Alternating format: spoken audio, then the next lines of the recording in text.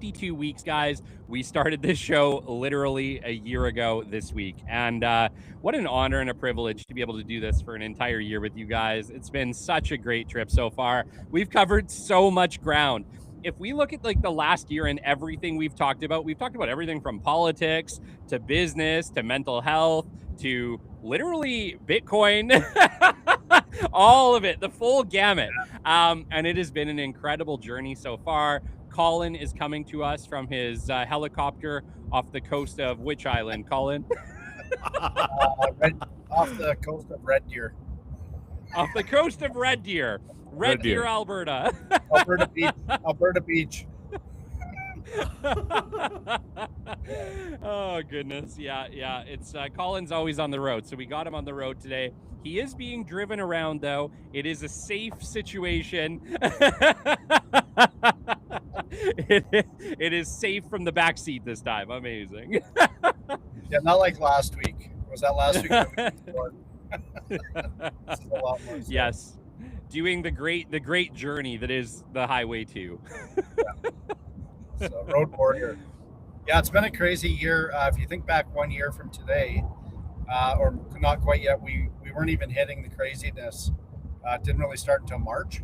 Yeah. So, we were starting the podcast, and then, within 30 days, North America kind of went wild. We don't need to go down that road because I'll just get angry. But we all know why. Yes. We ended up doing a show right around that time called Divided Canada, United Voices. So for those of you listening, you can go back and check that one out. It ended up being our most downloaded show ever. I think we ended up having something like 40,000 views or something of that particular show. So yeah, definitely got some traction. Yeah. Well, Colin, I wanted to just chat with you guys today a little bit about the journey so far. For you, it's been your first year of podcasting. So I thought it actually might be fun for some of our listeners who are maybe picking it up for the first time. Maybe they're starting a podcast this year. What has your experience been like with Authentic Hustle so far? Yeah, it's been good. Pretty interesting. I like the flow. I like the randomness of the Authentic Hustle. As far as podcasting goes, I listen to a lot of podcasts all week, probably something every day anyway. And I try to gauge, now I listen with a different ear. I'm like, oh, maybe that's something we could do, or, what attracts me to a podcast is what's most important and what keeps me coming back. So those are the important things. So over the year, what have we done that's been good? It's all trial and error because it's raw footage every week. Yeah. Which is fun at the same time. So yeah, I've enjoyed it, and I've really enjoyed getting to know you guys on a different level because you guys have no option but to be yourself, because we don't know what the topic's going to be. If it was a preset set list, if you will, you can kind of say whatever you want and you can pre-script it. And sometimes that's good if you're teaching or if it's a vocational thing. But I do like the authentic part of today's the day and let's live it. Absolutely. And Vijay, you came to this with obviously a podcasting background. You've been in business a long time. But what was this kind of live experience like for you so far? No, nothing at all. I mean, at the time when we started, Pathfinders was very, very new, and the show was just getting started. And I thought every episode I learn a lot, sitting with you guys. And there's something new, some new topic that we talk about, and it opens our mind and brains in a different direction, and how the show is perceived. Authentic is a totally different show than what we do with Pathfinders and other initiatives. But I mean, 1 year, I cannot believe it feels like we just started yesterday. Yeah. It's already a year, but I thoroughly enjoyed it. What I wanted to say is it doesn't have to be always right. I say a lot of things with what's the right word? I say a lot of things with conviction, but I don't have to be right. I don't have to be wrong. But at the time, what I think is the best, I trust to be true, is what I've shared. And for anyone listening, it goes the same way. So I'm not perfect. I could have said something which is right. I could have said something which is wrong. But if you found value, I think I'm super happy. I think if you look at it for what this show really is, We are three entrepreneurs, three everyday entrepreneurs, right? Just out there doing the best we can in this world. We're coming to this from our own experience, which is I think maybe the fun of this show is that, I'm right there with VJ. I don't have all the experience in the world. I can't speak to every topic like an expert, but I can speak to my views on it. I can speak to what I know. And I think we've showed up every single week doing that. And I think that's the true value of this show, right? We want all of you to come to your own conclusions on anything that you guys learn about. If we talk about something, we probably don't know everything about it. It makes sense to go back and double check and do your own learning for you. But I think, we know as much as the average person on a lot of things. And I think that's what makes this show fun, because we show up every week and we just chat about stuff. This week, I'm excited to maybe dive into something that I just learned about, which was the Optimus robot. So yes, I have had my head in the sand. But I saw a video and it blew my mind. So I'm excited to kind of chat with you guys about that today. I think that's a cool episode 52 1-year anniversary topic. But before we lead into that, I just want to say thank you guys very much for going on this journey with me, this live show journey that we've now done for a full year, 52 weeks in a row. We missed 1 week for Christmas, so there's one missing, but it's pretty much been 52 full weeks. So it's been a pleasure. It's an honor co-hosting with both of you. Likewise, man. Likewise, Kelly, Colin. Yeah, absolute pleasure. I thoroughly enjoyed it. It's 1 year. I had so much fun. There's some days like I feel like, oh, it's already Wednesday. Probably 1 or 2 weeks I felt like I didn't want to do it, but almost like 50 out of 52 weeks, because that was on the business journey that we are in. It gets super lonely, super frustrating sometimes. But every week I look to Wednesdays, and it's like a therapy session, like we have shared before. But yeah, thank you so much, and I appreciate you both so much. And I think we have said that a lot. Let's get into Optimus now. Okay, let's talk about Optimus Prime here. Elon's latest invention. Wow. All I can say is that I haven't been paying attention to robots. I've been working on business development. But the other day, I was sitting down and I had a pop-up show up on YouTube, and it was Elon's Optimus robot or something like that. And I watched like 30 minutes of this video, and it absolutely blew my mind. I left that video thinking there are going to be no jobs left. Like, if it's not a human-to-human required interaction, jobs are done. Because this robot can move like a human, learn like a human. It can literally watch you do something and then repeat that task. It's like, holy cow. And then it was so funny because I was talking to Shelby about it. I sent her the video and I'm like, babe, like, look at this. And she's like, we are not having one of those in our house. Could you imagine how scary it would be to wake up at like 3 a.m. and have one of these big robots in your room? I was like, holy crap, it's literally the plot for iRobot. You know what, though? It could let my dog out to pee in the middle of the night. That's right. Or I could have a Optimus dog. Yeah, just get the dog that lives forever. Yeah, I don't know. What's your take on it? For the listeners who are hearing about this for the first time, VJ, I know you know more about this than the rest of us. Explain to them what the Optimus robot is. I mean, I've been following Elon for a long while, and I've seen him get crazy, and he's seen him not crazy. And I think he's one of the best entrepreneurs out there. But at the same time, it comes with bells and whistles, right? So there are good things, and yeah, so you'll have to cautiously also ignore the noise. But with Optimus, I think it's already there among us. We don't just realize it. It's called a product called Tesla. So he calls it robots on wheels already. So it's already a robot that's already functioning with full self-driving and whatnot. This is just a different version of it with the same kind of algorithm that can walk and do different things based on our instruction and how it can perceive things. I mean, some use case I think I saw recently is like taking care of, like, if you want to take care of old people at home, if you want to take care of young children, and right. So the things that gets really mundane and difficult to do, I think Optimus goes a long way. And the cost point is very affordable. I think from $25,000 is like a very affordable price point. At least I think every house will have it. That's a prediction. And the scale at which they're creating is there'll be more than 8 billion of these robots in the planet. That's where they are going with this. It's funny because I saw it and immediately my mind went to that thing looks just like iRobot. From the iRobot movie with Will Smith where the robots go crazy. But I was like, oh my gosh, like it's very close. The face is a little different, obviously, but it's like very close in the way that it looks. It literally resembles almost the iRobot robots. And I was like, holy crap, like that is crazy. I don't know, man. Like the scary thing about that is, and we have to talk about this, if he starts producing 1 million of these robots a year, which I could be wrong, straight up, I don't have the facts, but it kind of sounded like that was the scope and scale that it had to be produced at in order to essentially sell these things at $25,000 USD. At 1 million of these robots a year, that is bigger than like some of the world's largest armies in robots.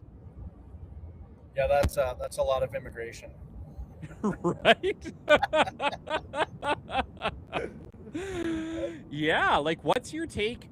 I don't know, what's your take on that? Because I kind of feel like we're talking about a robot that can ultimately be trained to do anything that a human can do, can watch a human do something and then just repeat it.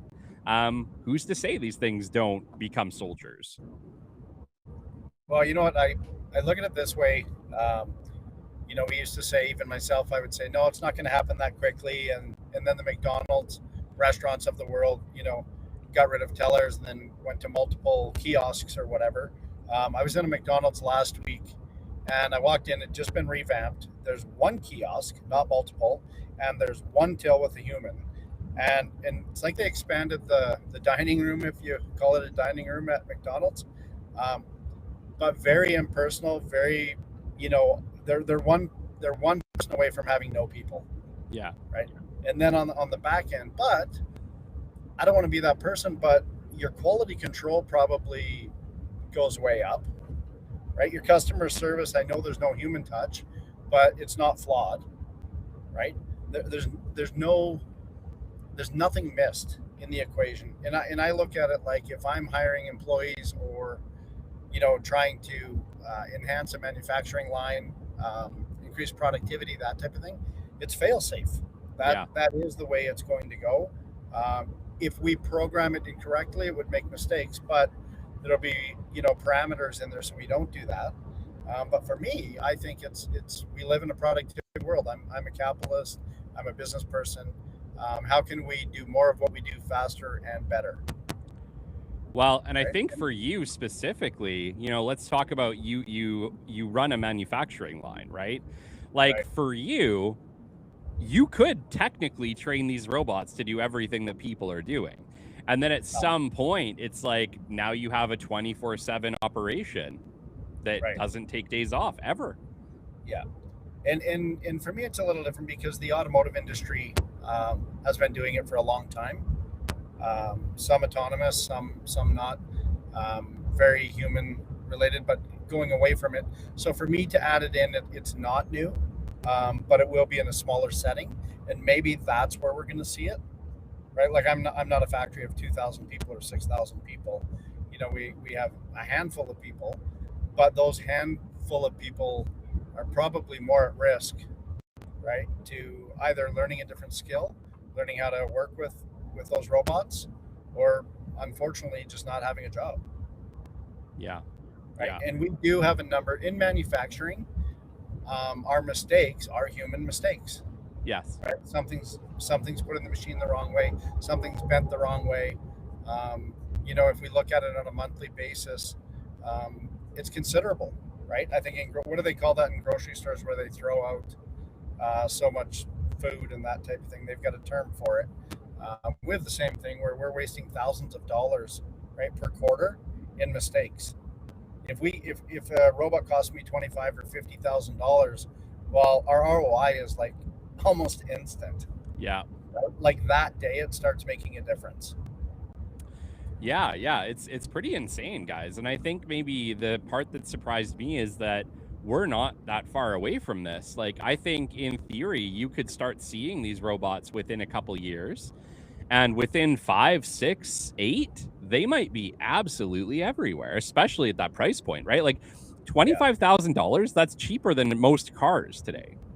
Yeah, well, and I don't know. We need to start putting a fact check button on our podcast, right? Because when I say something, I'm sure it would, meh, that's wrong, that's made up. That's Once Colin again, making our that up. experience. But if you say you walked into a Starbucks and they're sloshing their milk around and doing what they do, the mess behind the scenes, right? Because people like that. I've read that people like that atmosphere, and that's why they have the humans doing with the jug of milk as opposed to a machine. Well, I'm pretty sure I'm right in saying that those days are limited. They can make it look like that, but a robot can make you no different than an instant machine that makes a coffee at the 7-Eleven is the same thing. It's a robot. It's making it, but now somebody can hand it to you, right? And it can do all of that quicker. And don't let's not be fooled. People say, well, it takes away from the human touch, that type of thing. They'll get there. They will get there, right? Oh yeah, Where it's 100%. like I was at the Sphere in Vegas, and they have quite a few of those. For example, talking to you and looking at you, and analyzing you, obviously through learning through data. But I know my business partner John was beside me, and the robot said, "Excuse me, sir," and we were kind of looking around. Yeah, you with a nice goatee, and then and then it was like he's like it was staring through my soul. Oh man, yeah, we are really close.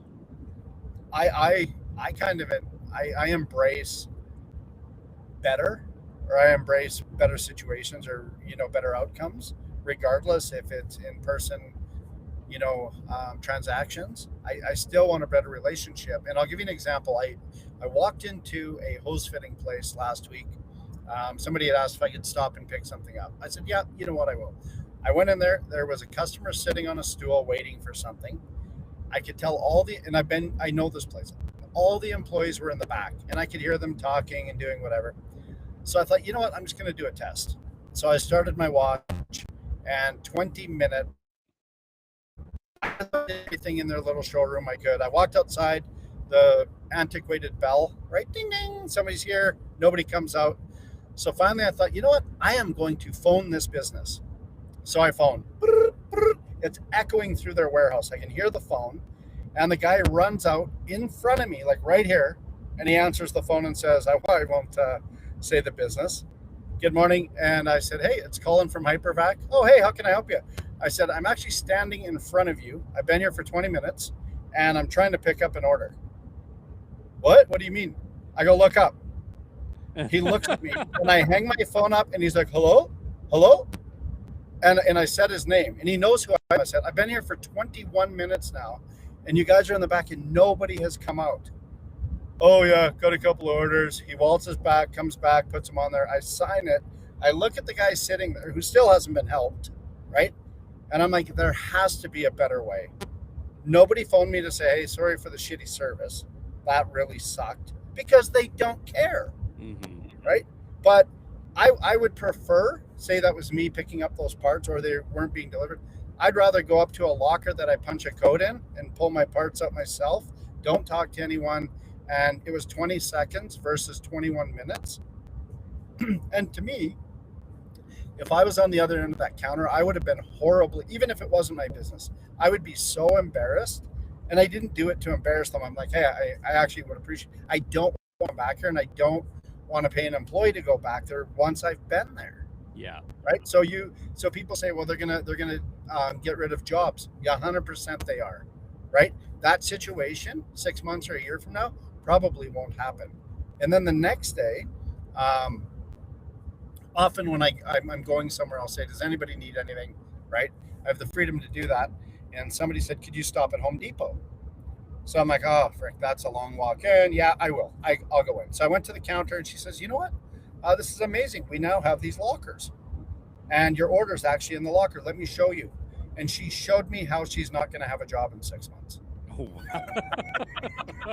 Right? Without knowing it. And all she did was punch a code. Our order was in there. I took it. I said, thanks very much. And I left. Which one of those scenarios was better? The Home Depot.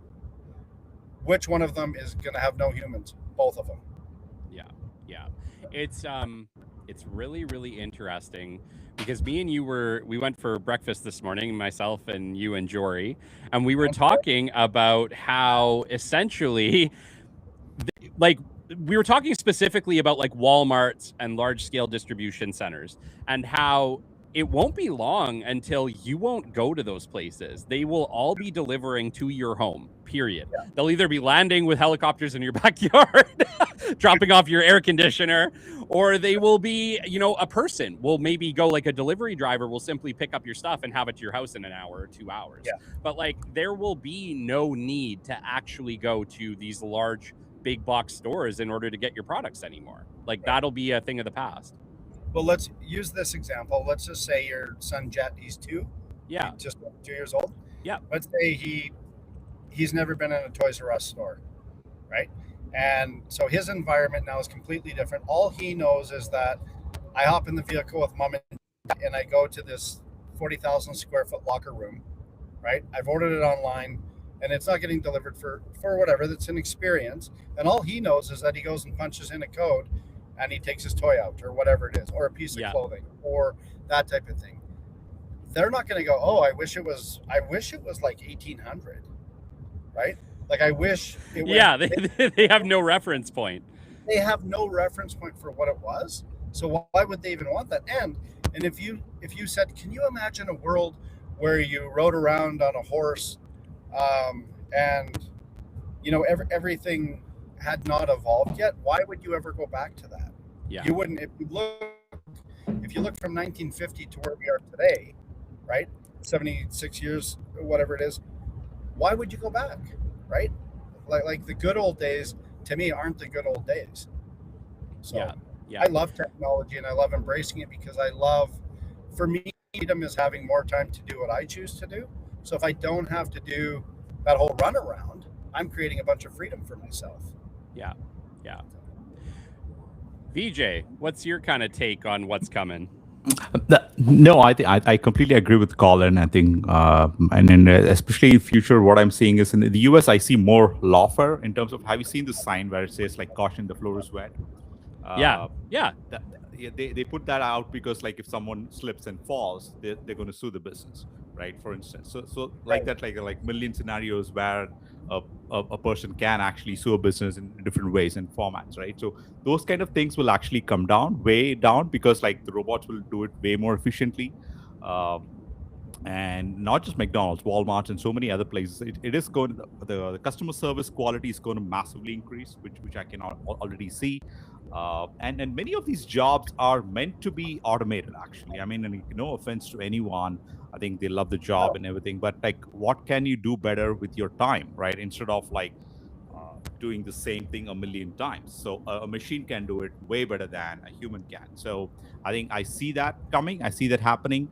Including driving the vehicle, right? Because which the Tesla robots will be doing.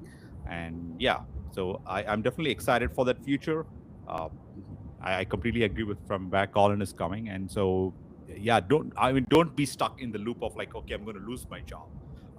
Those are not the jobs meant for humans anyway. That's how I see it. That's right. Because many of these jobs are meaningless jobs in first place. So I'm definitely excited for that future. I think where the time is limited for humans, not for machines. So machines are going to stay for almost forever. But I think what can you do better with your limited amount of time on this planet is what I'm excited for. It's funny because when you're talking about that, I just think of like cars and how the eventual end for every car is in basically a junkyard somewhere. Right. And I can just picture this robot junkyard of like humanoid robots piled a mile high. And the next job will be robot recycling. Right. You know what? That's actually not a bad business to think about. Thanks for that idea. You're welcome. Go buy that website. Yeah, robot recycling. Right? Yeah, that's absolutely and you know what? That's coming. A great point. It is coming because you look at, I'll use something like a wind turbine, right? Like there's a very, very short lifeline on those things. And then you're looking at what's the next step. And I'm always looking at what's the next business or opportunity for that. and that actually is a massive one. It's like a cemetery for robots, right? But it's right? e-waste is all That's it is. creepy. It's That's electronic creepy to waste. think about. Yeah. And Yeah. then you'll have those old businesses that still have grandpa robot in the back room, right? Working slowly and there's no parts for it. Yeah. When that one's done, Same as it's the done. businesses today, right? Yeah, Oh, for sure. yeah. Yeah. It's pretty crazy. It's pretty crazy. And I think about Jet a lot when I think about this new world that's coming, because he won't have anything to compare it to. And as a millennial, I look at just the change that's happened in my life. And I mean, for everyone Right. on this call too, it's unbelievable, really. Like, if I go back to the early 90s, we had a Nintendo, a NES, and that was like top end technology at that time. Super Nintendo, I guess, would have been the pinnacle of video gaming. And we picked up a new game for the boys. It makes me so sick. I love VR, but God, does it make me sick. But we picked up this latest flying game called Aces of Thunder. It's friggin' cool. You can probably play it for 5 minutes before puking, but it's cool. But you put on this VR headset and you are in the cockpit of a plane, and you can look around and there's trees. And I kid you not, when you turn, you feel like you're turning. When you pull back, you feel like you're going up. Like your whole body feels it. And it's just such I don't even know, a mind F. Let's call it a mind F. Because your brain can't tell the difference that you are not in an airplane. It even does the same feelings, but your body knows, and it really makes you sick. But point is, we went from NES, my very first video game experience would have been a Mario 1 to that in, call it 30 years. So my God, like his life, the comparisons he'll be able to make will be like, oh yeah, we had the simulator where you put these goggles on, you could fly this plane. It was super cool. Now you literally it builds the whole thing around you in this VR simulation that is like a whole room or something when he's 30, right? So here's something. We got a couple minutes left. I just thought about when you were saying with Jet, and just think about when he enters education, right? And the difference would be if you have a robot teaching you, right? It's programmed. It can have no, it doesn't have emotions. I think they say they can train them, but it can download whatever curriculum there is, right? This is what it's going to be. What is very good about it is there's not a whole bunch of gray area. It's not going to be, I don't want to get all political here, but it's not going to be steered to the left or to the right or center. It's going to be whatever that curriculum is on any teaching platform. And what's interesting? I would sign up for, right? So you think about him, his grade 1 teacher could be a robot. Yeah, right? Very possible. Whatever that is, right? Yeah. And I've heard about it as well in the judicial system. Like if you go up to a judge, it's going to be, that type of thing. AI is going to take care of it, a robot. And if you got a DUI and you were driving drunk, it shouldn't be discretionary, right? Here's the penalty. If you did this, here's the penalty, right? It's not how the judge feels that day. It's not how you had more money to hire a different, defense counsel or whatever it may be. The other one is, because I deal with real estate a lot, they're talking about the legal part of it, is that can be very, very easily automated as well. It's a matter of boxes needing to be checked. Do you have these documents? Ding, ding, ding, file completed. There it is, right? Mm-hmm. That's no longer a $250 or $500 an hour thing. The ones who are smart, though, say I own that platform, well, I'd still charge that. It would just be done smoother and cleaner and quicker, and I wouldn't need people in an office to do it. So anyway, 1 minute. I'll let somebody else wrap it up. I've said a lot today. VJ, close us out. Yeah, I don't know what the closing thoughts are. Like, super excited for 1 year. Thank you so much for tuning in. See you next week. I just got blank suddenly, so that's okay. Thanks for tuning in. It's been an honor and a privilege, and thank you guys for an incredible year. Thanks very much. Looking forward to another year. Yeah, safe drive, folks. Later, yeah, hustlers. Bye-bye.